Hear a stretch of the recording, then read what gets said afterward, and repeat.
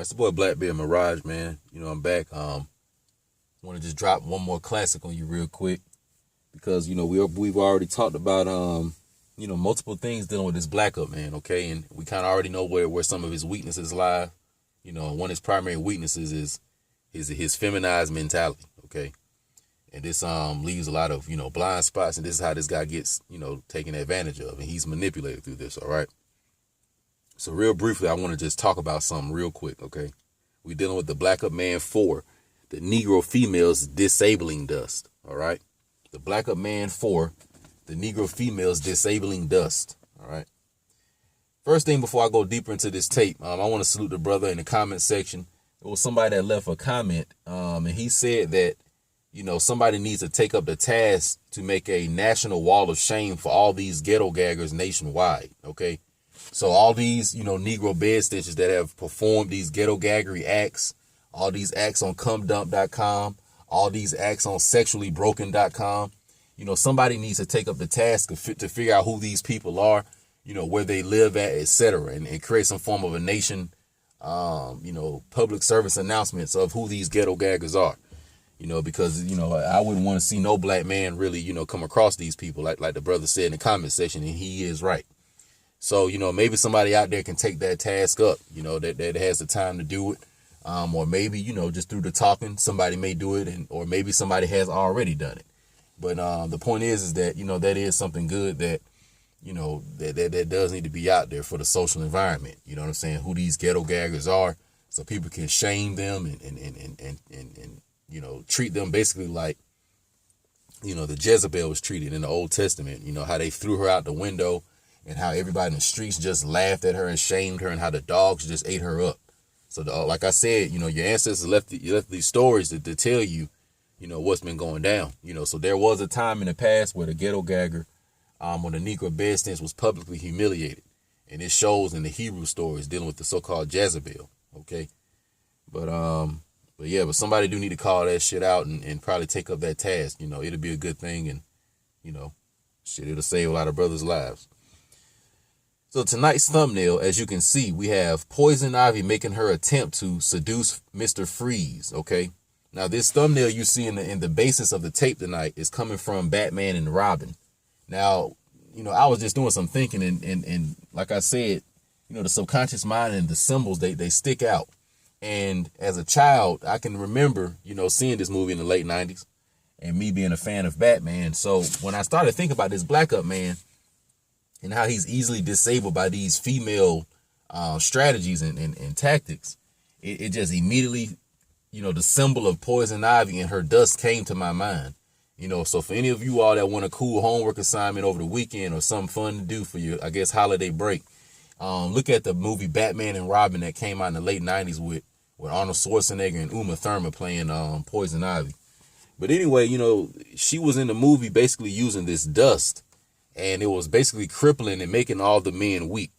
She was able to rob banks. She was able to do a lot of things with this pheromone dust. But when she came across Mr. Freeze, she wasn't able to use, the dust on him. He had a cold heart, and his heart was blocked, basically. And this allowed him to see through her fuckery and see through her bullshit. So we're going to look deeper into that symbol a little bit, because it deals with the Black Up Man's weakness. We need to expose that, all right? So let's go into the occult symbol of the dust, okay? So what is this dust that, this Negro female sprays and blows into the face of, the Black Up Man? Part of this dust is the lies the mother of the Black Up Man programmed into his mind as a child. So as a child, the Poison Ivy dust of the Negro bed stench, or the Negro female in this case, that dust was just the lies and the deception that, this mother gave the son. Oh, your father didn't do me right. Oh, your father just abandoned us, but at the end of the day, she may have never known the man. She may have got pregnant when she was on spring break. She may have got pregnant when she was at Freaknik and just never knew who the father was. So versus telling the son this truth, which will put all the guilt and shame and accountability on her, she just shifts the burden to the missing man, and he's not there to defend himself. So she just says, well, your father left out and he didn't do what he was supposed to do.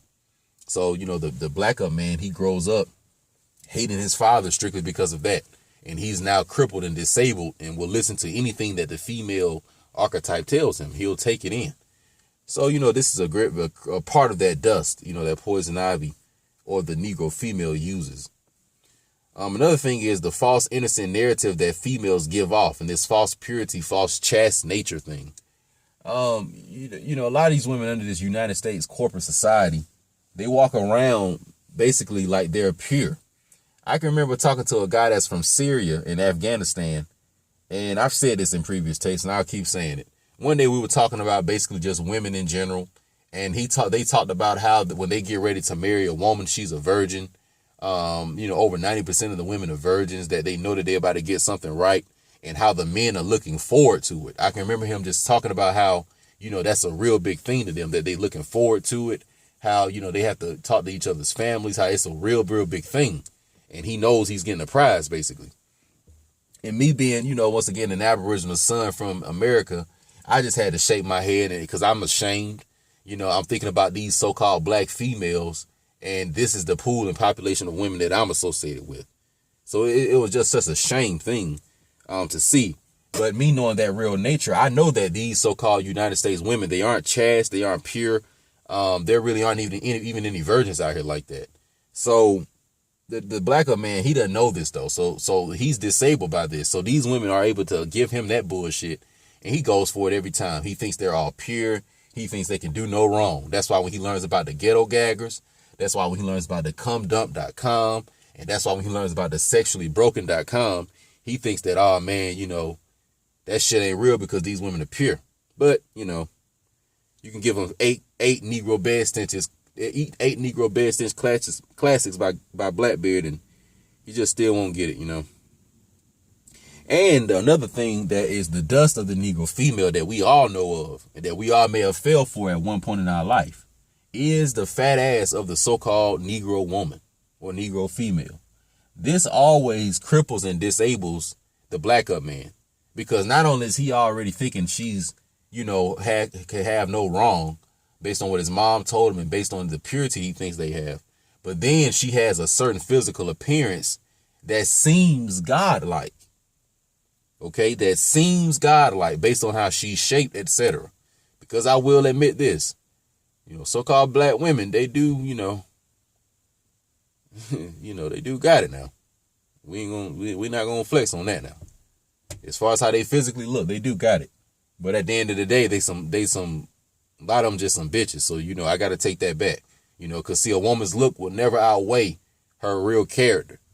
Okay. But see, that's where the blacker man gets caught up, because he's just too concerned with, oh man, she got a fat ass, or, oh man, she got some big titties. And he looks right past the fact that she, has created Blackistan and now wants to try to leave it and run and go and swirl, but don't want to be accountable for it. But that pheromone dust that she blows in his face as she walks past him in those booty shorts, he goes for it every time. You know what I'm saying? So it's sad, but it breaks him. So this dust confuses and paralyzes the black up man, putting him into the Norman Bates trauma-induced feminized personality. He then becomes a victim of all her seduction and trickery and all her lies. So this is what ends up happening. So she'll spray the dust of, the lies that his mother gave him. That's one part of the dust. Another part of the dust is now he thinks all women are innocent, they're pure, and they're chaste, they have no problems. That's another part of the dust. Then he get hit with a double dose, because now they actually kind of look somewhat godly like based on their shape and voluptuousness. So that even makes them think even more that they have no wrong. So now the idea of thinking that they're gods and goddesses and that they divine, now that shit seems even more real. So all this just cripples him, and he slowly just drifts into the sunken place. And now he is taken over by the Norman Bates trauma-induced feminized mentality. So this is how it comes out of him. It's that pheromone Negro female's poison ivy dust that turns him into the Norman Bates. This is it. This is what it is. My thumbnail is what it turns him into, the Norman Bates. That is an occult symbol for everything that I'm sitting here talking about on my thumbnail. So now it's going to the occult symbol of Mr. Freeze, which is what the black up man is not. But if he's listening to this, then maybe he could try to adopt some of these traits. Because once again, Mr. Freeze didn't fall for it.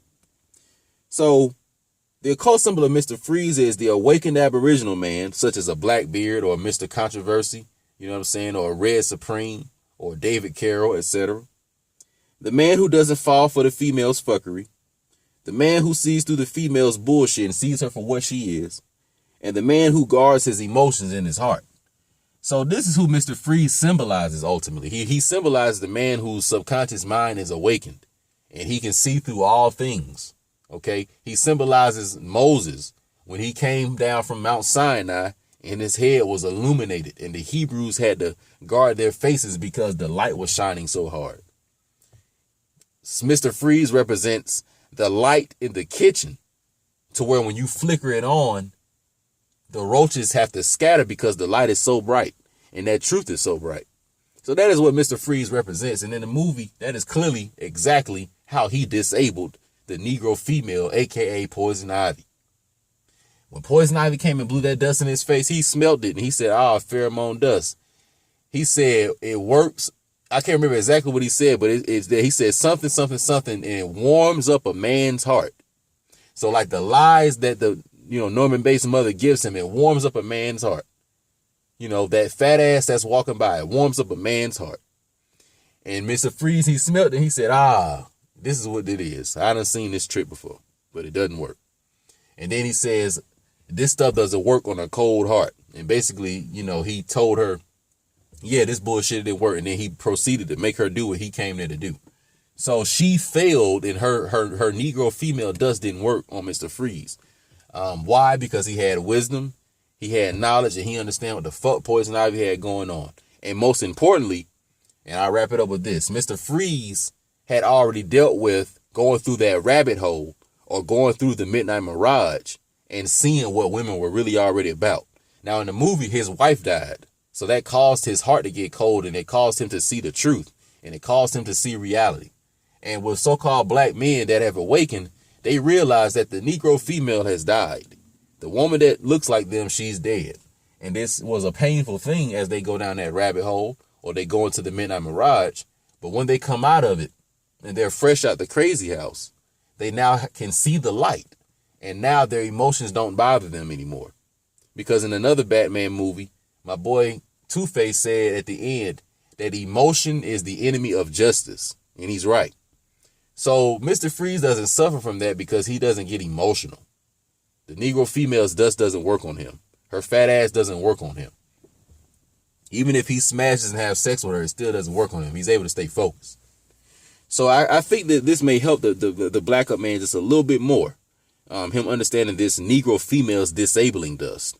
Okay, and it comes in a lot of forms, but hopefully this is useful. You know what I'm saying? Hopefully this is useful, but I salute all y'all ladies and gentlemen out there. Stay tuned. I'm out.